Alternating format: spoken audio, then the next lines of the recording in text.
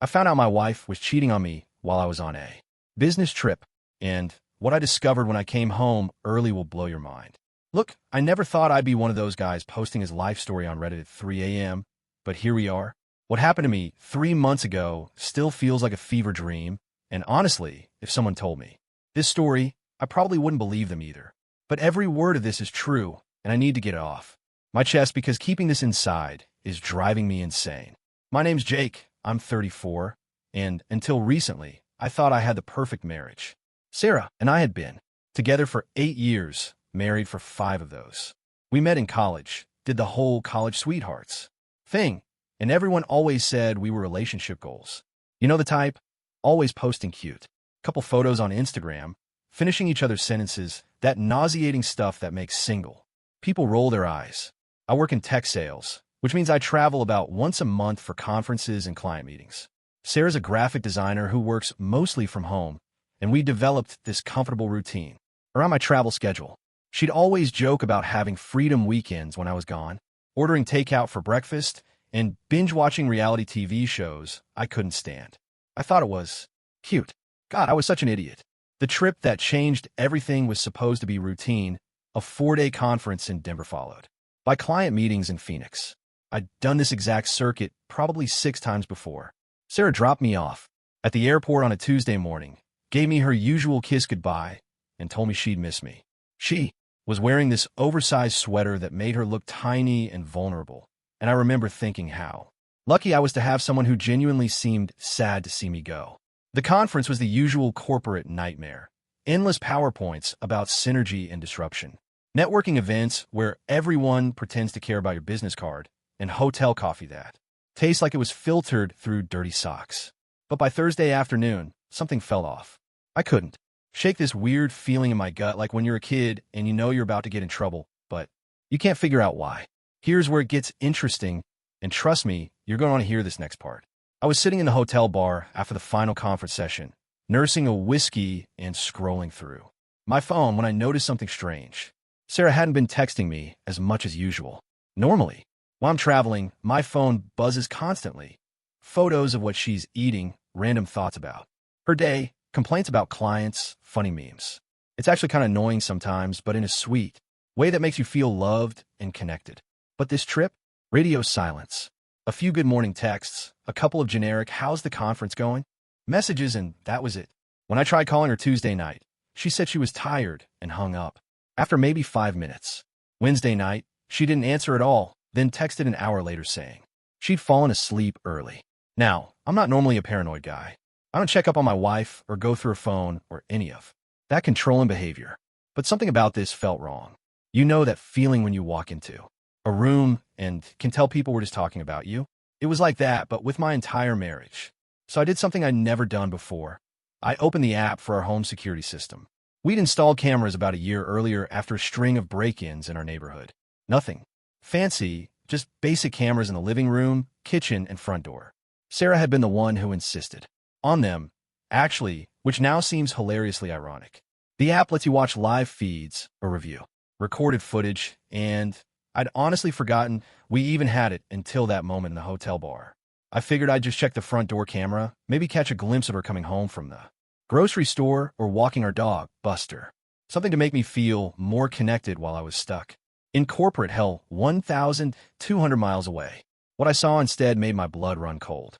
But before I tell you what was on that camera, let me back up and explain why this hit me so hard. Sarah and I have been trying to have kids for the past 2 years. We've been through all the tests, tried all the timing methods, even started looking into fertility treatments.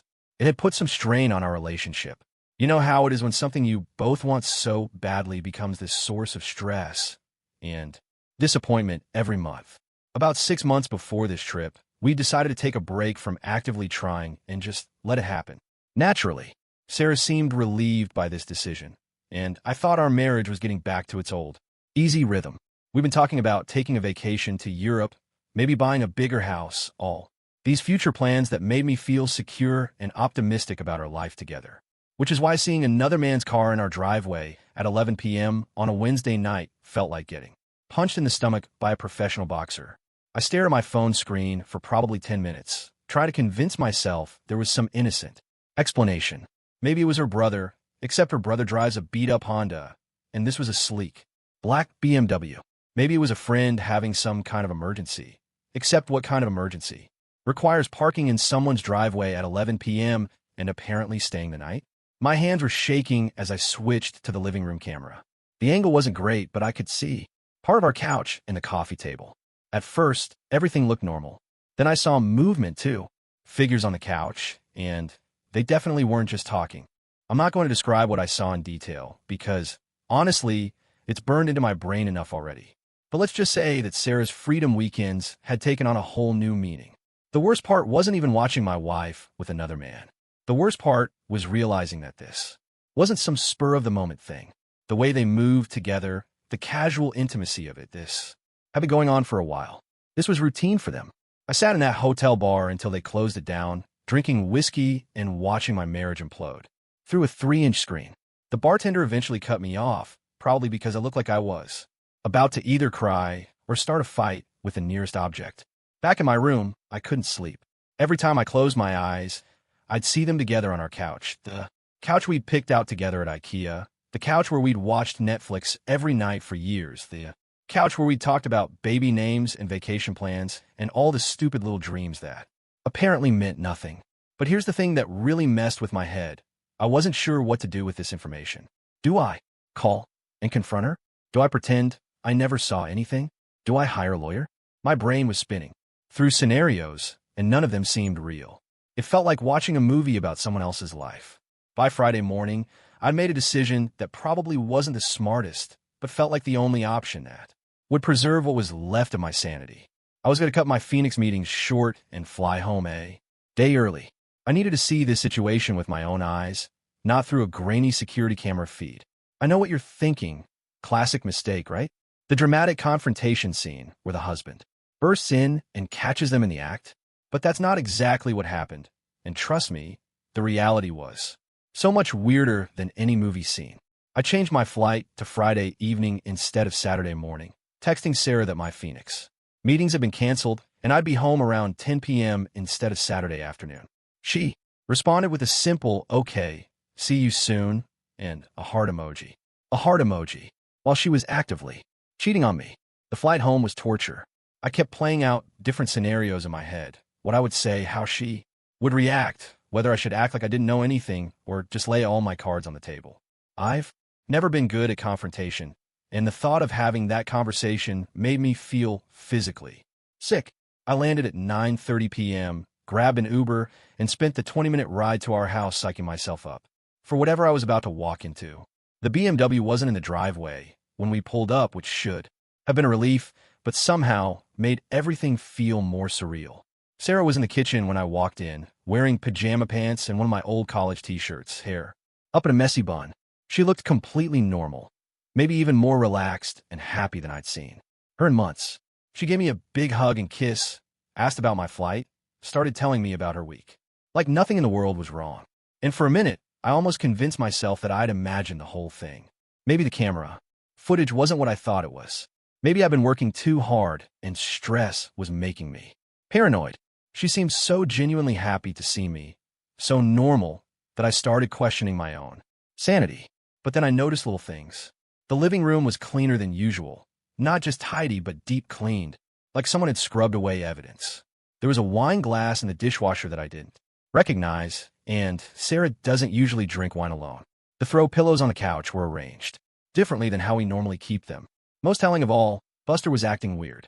Our dog is usually glued to my side when I come home from trips, but he seemed confused and kept looking toward the front door like he was expecting someone else. I made it through about an hour of normal conversation before I couldn't take it anymore. I told Sarah I was exhausted and went upstairs to unpack. That's when I found the smoking gun that confirmed everything I'd seen on the camera footage. In our bedroom trash can, under some tissues, was a condom wrapper. Sarah and I haven't used condoms in over 5 years. We've been trying to get pregnant, remember? Finding that wrapper was like finding a neon sign that said, "Your wife is cheating on you," in all caps. I sat on the edge of our bed, holding this tiny piece of plastic evidence, and felt something inside me just break. Not snap dramatically, but crumble quietly, like a sandcastle getting worn away by waves. 8. Years of trust, love, and shared dreams, undone by a piece of trash she'd been too careless to properly hide. That's when I made another decision that might seem crazy, but made perfect sense to me in that moment. I wasn't going to confront her immediately. I was going to figure out exactly what I was dealing with before I made any moves. I know. Some of you are probably yelling at your screens right now, telling me to just ask her directly. But here's the thing about discovering infidelity. It doesn't just destroy your trust in your partner. It destroys your trust in your own judgment. If I could be this wrong about something so fundamental, what else was I missing? I needed facts, not just emotions. So I started paying attention, really paying attention. Over the next 2 weeks, I became a detective in my own life. I noticed that Sarah would get texts that made her smile in a way she hadn't smiled at me in months. I noticed that she'd started working out more and buying new underwear, the expensive, lacy kind she used to wear for me, but hadn't bothered within years. I noticed that she seemed to have a lot more girls' nights and client meetings than usual. Most importantly, I figured out who he was. His name was Marcus, and he was a photographer Sarah had met through work. She'd mentioned him a few times over the past few months, always casually, always in the context of work projects. He was recently divorced, had 2 kids, drove a black BMW, and apparently had enough charm to convince my wife to throw away 8 years of marriage. I found his Instagram through Sarah's followers list, and scrolling through his photos was like looking at an alternate version of my life. There were pictures of him at restaurants Sarah had told me she'd gone to with girlfriends. There were photos from a hiking trail where Sarah claimed she'd gone alone for me.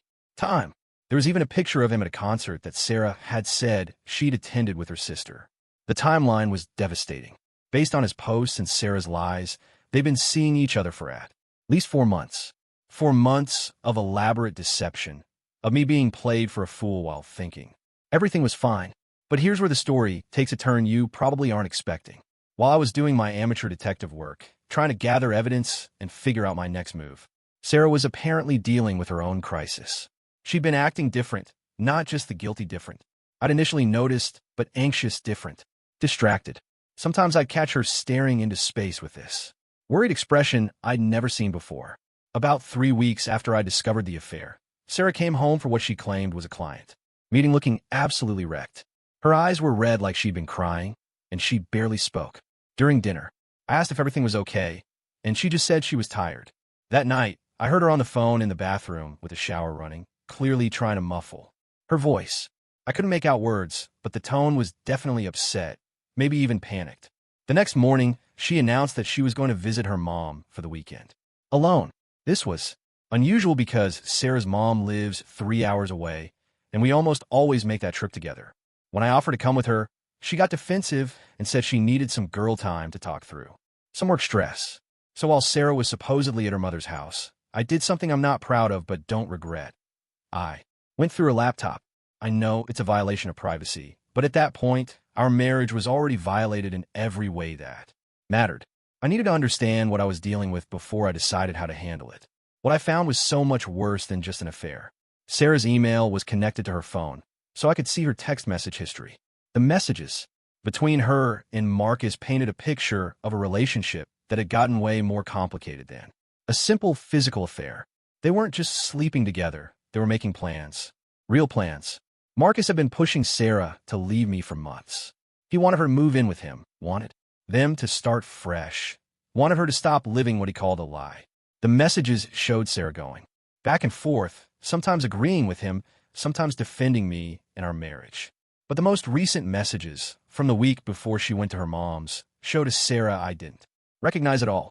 She was talking about feeling trapped, about not knowing how to get out of our marriage without destroying me.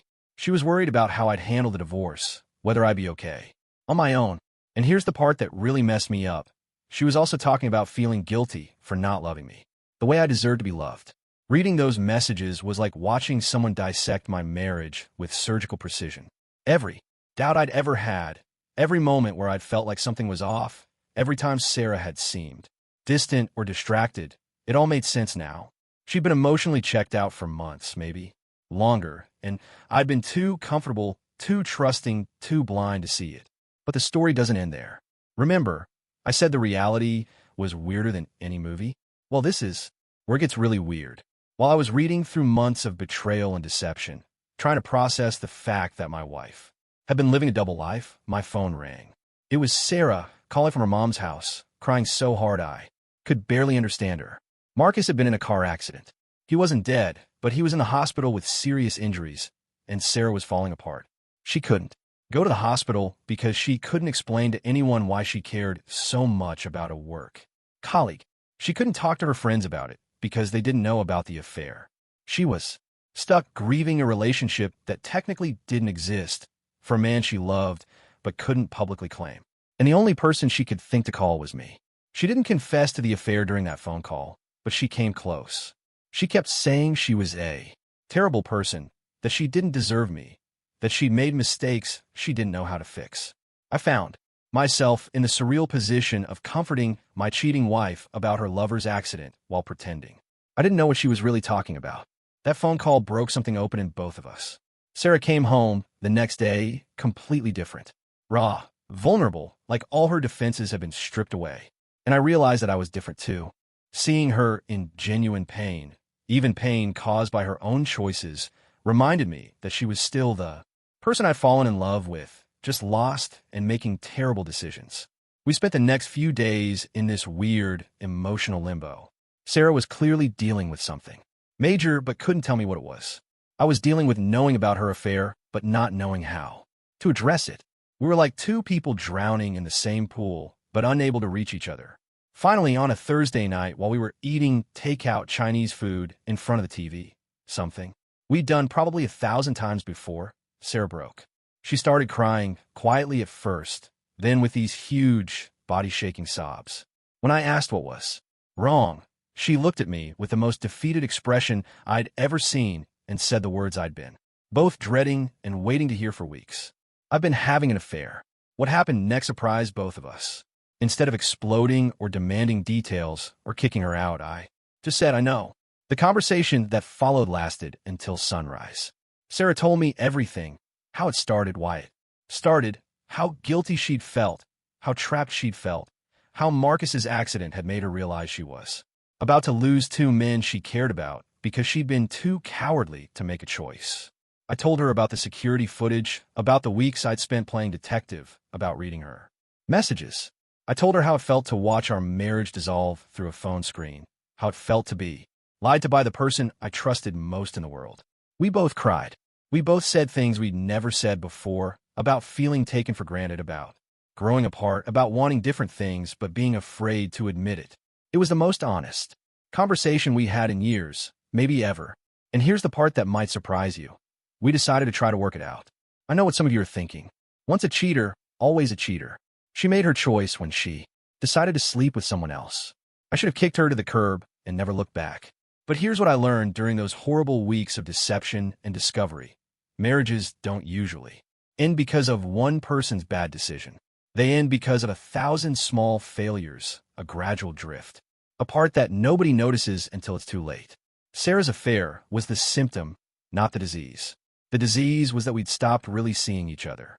We'd become roommates who shared a mortgage and a Netflix account, but had forgotten how to be partners.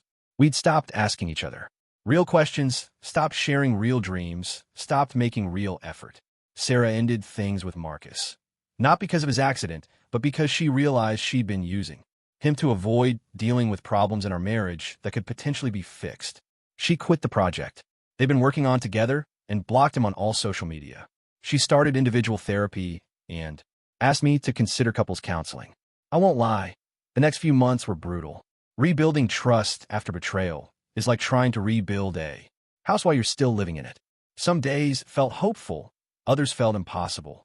There were nights when I'd wake up thinking about them together and have to go sleep on the couch. There were days when Sarah would get quiet and distant, and I'd wonder if she was regretting her choice to stay. But slowly, something new started to emerge from the wreckage of our old marriage. We started talking to each other like we were dating again, asking about dreams and fears and opinions on things that mattered. We started doing activities together instead of just existing in the same space. We started having sex again, not just going through the motions, but actually connecting physically and emotionally. Most importantly, we started being honest about things we'd been pretending were fine for years. Sarah Admitted she felt like we were living parallel lives instead of a shared life. I admitted I'd been coasting, assuming our marriage would maintain itself without real effort from me. The couple's therapist helped us understand that Sarah's affair wasn't just about Marcus. It was about feeling invisible in her own marriage, feeling like she could disappear and I might not notice for weeks. That was a hard truth to swallow, but it was also something we could work on. We're still working on it, actually. It's been 6 months since that night she confessed, and we're in a better place than we've been in years. Not perfect, trust takes time to rebuild, and there are still moments of doubt and insecurity. But we're both committed to building something new instead of just trying to recreate what we had before. Sarah changed jobs to avoid any possibility of running into Marcus. We moved to a new house in a different part of town, partly for practical reasons, but mostly because we both needed a fresh start, somewhere that didn't hold memories of the worst period of our marriage. We adopted a second dog, started taking weekend trips to places neither of us had been before, and began talking seriously about having kids again. I know some people would say I'm an idiot for staying with someone who betrayed me so completely. Maybe they're right. But I've learned that marriage isn't about finding someone perfect. It's about finding someone worth fighting for, someone worth rebuilding with when everything falls apart. Sarah's not the same person who had the affair, and I'm not the same person who was oblivious to his wife's unhappiness for months. We're both different people now, hopefully better ones, trying to build a marriage that's stronger than the one we nearly destroyed. As for Marcus, he recovered from his accident and moved to another state for a job opportunity. Sarah heard through mutual professional contacts that he's doing well, and I'm genuinely glad. I don't hate him. He didn't break any vows to me. That was Sarah's choice, and she's the one who had to face the consequences and do the work to rebuild what she damaged. Will I make the same choice again, knowing what I know now about how hard rebuilding trust would be? Honestly, I'm not sure. Some days I think we're stronger than ever, that going through this crisis taught us how to really love each other. Other days I wonder if we're just two people too afraid of starting over to admit our marriage should have ended. But here's what I do know. Forgiveness isn't a one-time decision, it's a daily choice. Trust isn't something you either have or don't have. It's something you build one honest conversation at a time. And love isn't just a feeling, it's a commitment to keep choosing each other even when it's hard. 3 months ago, I thought I knew everything about love and marriage and betrayal. Turns out I didn't know anything. What I've learned since then is that sometimes the worst thing that can happen to your marriage is also the wake-up call that saves it. I still check the security camera app sometimes, but now it's just to see Sarah playing with our dogs in the backyard or to catch glimpses of the life we're rebuilding together. She knows I still do this, and she's okay with it. Transparency is part of our new normal, along with weekly date nights, monthly marriage check-ins, and the understanding that we both have to keep choosing this relationship every single day. So that's my story, Reddit. Not the dramatic confrontation and swift justice some of you probably wanted to hear, but the messy, complicated, ongoing reality of two people trying to save something they both almost threw away. Maybe we'll make it, maybe we won't. But at least now we're both wide awake and fighting for the same thing, instead of sleepwalking through a marriage while secretly wanting different lives. And if you're reading this because you're going through something similar, here's my advice. The truth will set you free, but first it's going to hurt like hell. The question isn't whether you can get past the betrayal. It's whether you both want to do the hard work of building something better than what you had before. For us, the answer was yes. But it took losing everything to figure that out. Update. I know some people will want to know what happened next, but honestly, that's still being written. We're taking it one day at a time, one choice at a time, one conversation at a time. Some days are better than others, but we're both still here, still trying, still choosing each other. And that feels like enough for now.